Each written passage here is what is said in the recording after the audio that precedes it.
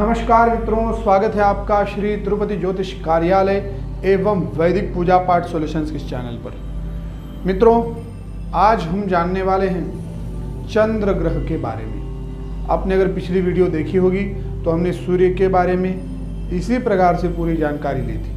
आज हम चंद्र ग्रह के बारे में जानकारी लेते हैं। तो चंद्र ये ग्रह आपको पता ही है, जिसे हम आंखों से देख सकते हैं। जिस प्रकार से सूर्य को देखते हैं उसी प्रकार से हम इस पृथ्वी पर खड़े होकर चंद्र को देख सकते हैं। वैसे विज्ञान का कहना है चंद्र ये पृथ्वी का उपग्रह है, अर्थात पृथ्वी के पास का ही उपग्रह है।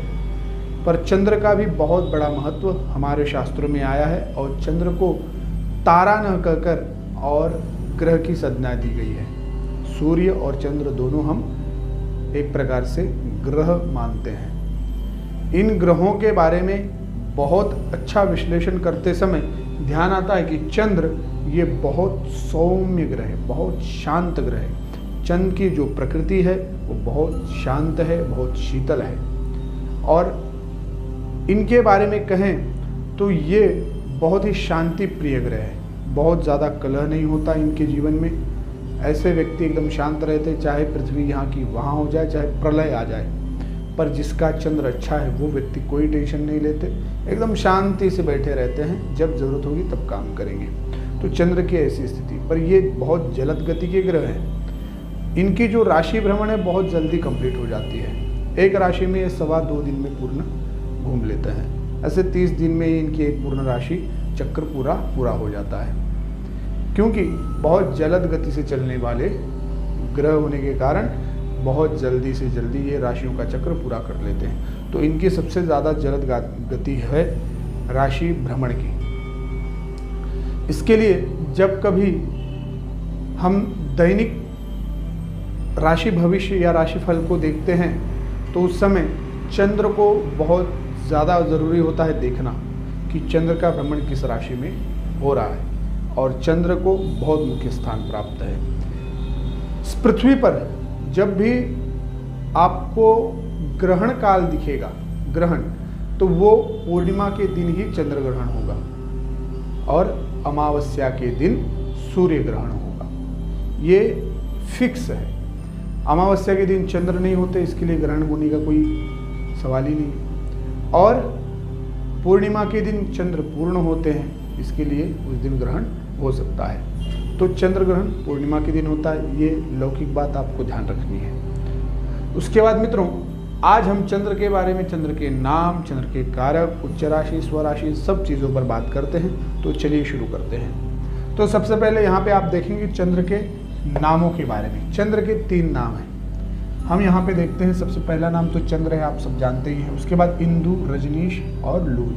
अब इसमें रजनीश नाम मेरा भी है।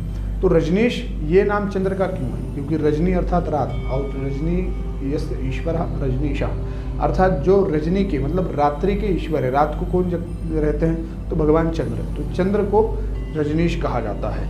इसके लिए चंद्र का नाम ही रजनीश है। और लून, ये लेनेटिक भाषा जो होती है उसमें चंद्र को लून कहा जाता है। और जो भी मानसिक रोगी होते हैं उनको वहाँ जो है जर्मन में लूनेटिक पेशेंट बोलते हैं। तो इसके लिए लून कहा जाता है चंद्र को। इन 3 नाम मुख्य यहाँ पे हमने लिखे हुए हैं। उसके बाद चंद्र जो होते हैं ये आप सबको पता है कि मन के कारक हैं।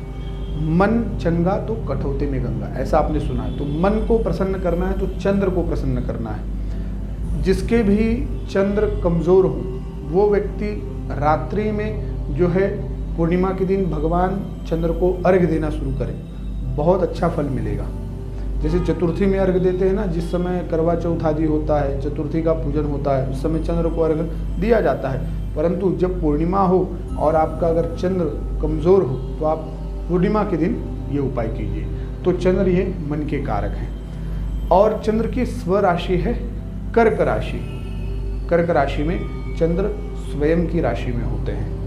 उसके बाद चंद्र की उच्च राशि आप देखेंगे वृषभ राशि। तो चंद्र की राशि के बारे में समझा दें, 2 नंबर की राशि। वृषभ मतलब 2, ठीक है। तो अगर यहाँ पे चंद्र है, समझिए यहाँ पे 2 नंबर लिख के यहाँ पे हम लिखते हैं चंद्र। तो ये 2 नंबर में चंद्र है, अर्थात आपके 5वें स्थान में वृषभ राशि में चंद्र है। तो ये चंद्र उच्च के होते हैं, यहाँ पर है तो बच्चा इनका जो भी होगा वो शांत होगा, पढ़ाई में होशियार होगा, मन का बहुत चंगा होगा, बहुत ज़्यादा टेंशन लेने वाला नहीं होगा। ऐसे रिजल्ट इनके यहाँ पे आते हैं, क्योंकि ये स्वयं की राशि में है, अर्थात अपनी उच्च की राशि में है। तो ये बहुत अच्छा स्थान है। तो इस बात को समझ लीजिए, चंद्र कहीं पर भी दूसरे नंबर की राशि में बैठे हों तो वो राशि चंद्र की उच्च राशि है, उसमें बहुत अच्छा फल मिलता है चंद्र का। उसके बाद मित्रों आप देखेंगे कि वृश्चिक राशि ये चंद्र की नीच राशि है। चंद्र की नीच राशि वृश्चिक है, तो कहीं पर भी 8 अंक लिखा होगा, 8 अगर चंद्र के लिखा है तो समझिए चंद्र वहाँ पे आपको बुरा फल देंगे, क्योंकि चंद्र की 8वीं वृश्चिक राशि ये चंद्र की नीच राशि है। इस विषय को अच्छे से ध्यान कर लीजिए, ठीक है। उसके बाद चंद्र के मित्र ग्रहों के बारे में जानते हैं। चंद्र के मित्र ग्रह हैं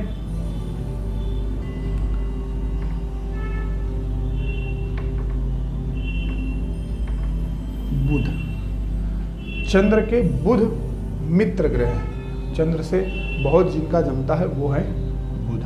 बुध ग्रहों का चंद्र के साथ बहुत अच्छा मित्रत्व है और उनके साथ बहुत अच्छा जमता है। और सूर्य भी है,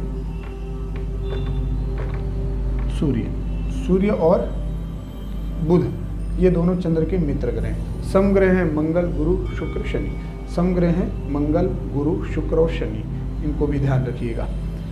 इनके साथ वो रहेंगे चंद्र तो बहुत अच्छा फल देंगे, चाहे वो मित्र ग्रह हो और चाहे समग्रह हो। समग्रह में होता क्या है मित्रों कि जब जो राशि में अगर ये समग्रह उनके स्थानों पर बैठे हुए हैं या फिर चंद्र के स्थान पर, यहाँ पर समझिए यहाँ पे चौथी राशि है और यहाँ पे बैठे हुए गुरु ये समग्रह है और चंद्र कहीं पर बैठे हुए हैं, तो अगर चंद्र की राशि में गुरु बैठे हुए हैं तो ये सम फल देंगे, ना बहुत बुरा ना बहुत अच्छा, क्योंकि ये इनकी स्वयं की राशि है चंद्र की और वहाँ पे उनका मित्र ग्रह बैठा हुआ है, यानी समग्रह बैठा हुआ है समझिए। और अगर यहाँ पे बुध बैठ जाते हैं तो चतुर्थ को साथ में लेके, तो ये जो होगा ये बुध के साथ ये उनके मित्र ग्रह, यानी यहाँ पे वो कभी भी बुरा फल देते नहीं है, ठीक है। तो ये जो होता है ये होता है मित्र और शत्रु ग्रह का। तो शत्रु कौन है? राहु और केतु, 2 ग्रह ही मुख्यतः चंद्र के शत्रु। तो कभी भी आप देखेंगे अगर चंद्र के साथ आपको ये ग्रह दिखते हैं राहु केतु, तो ये उनके साथ कभी भी जमने वाला नहीं है। कभी उनके राशि में अगर चंद्र की बैठ जाए तो बुरा ही फल देने वाले हैं, इस बात को ध्यान रखिएगा। उसके बाद देखते हैं मित्रों दिशाबल। दिशाबल वायव्य दिशा, चंद्र की जो है वो वायव्य दिशा होगी। ये वायव्य दिशा ये चंद्र की अधिष्ठात्र दिशा है, इस दिशा में चंद्र का बहुत अच्छा बल होगा। और चतुर्थ स्थान, ये स्थान जो है चंद्र का स्वयं का स्थान है, ठीक है। और देखते हैं चंद्र की विषोत्तरी दख्या, विषोत्तरी जो है चंद्रमा कितने दिन तक रहते हैं। तो चंद्र विषोत्तरी महादशा में आप देखेंगे तो 10 वर्ष का समय चंद्र हमें देते हैं। साथ ही आप देखेंगे तो नक्षत्र, चंद्र के नक्षत्र है रोहिणी, हस्त और श्रवण।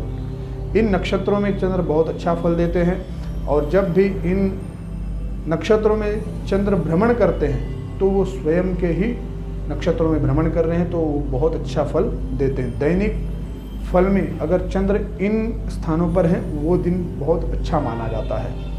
उसके बाद देखेंगे चंद्र का जो है जल तत्व है और साथ ही साथ चंद्र जो है रत्न मोती बहुत पसंद करते हैं और चंद्र का धातु जो है वैसे देखने जाए तो चांदी ही है, तो धातु भी आप यहाँ पे जान लीजिएगा। चंद्र का धातु जो है वो चांदी है और मोती ये रत्न है।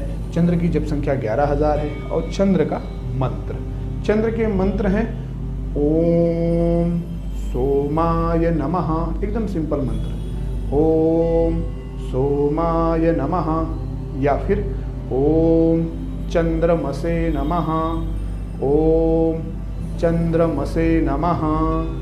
ये 2 नामों से आप चंद्र भगवान के नामों का मंत्रों का जप कर सकते हैं, आपने जीवन में सुख समृद्धि प्राप्त कर सकते हैं। इसमें हमने एक नाम लिखा, वो है सोम। सोम नाम से भी चंद्र को बहुत ज़्यादा जाना जाता है। तो ये चंद्रमा के बारे में हमने आपको जानकारी दी। आपको अगर अच्छी लगी हो तो अपने मित्रों में शेयर कीजिए। आपने कोई भी ज्योतिष सीखने वाले व्यक्ति मित्र हों उनके व्हाट्सएप पे आप ये वीडियो भेजिए, उनको भी बताइए। अच्छे से अच्छा ग्रहों का ज्ञान, राशियों का ज्ञान, ज्योतिष के मुख्य विषयों का ज्ञान हो सके, इसके लिए आप ये वीडियो शेयर कर दीजिएगा। आपने मित्रों में शेयर कीजिए, लाइक कीजिए, शेयर कीजिए, सब्सक्राइब कीजिए, जो करना है करते रहिएगा। और जय श्री राम, हर हर महादेव।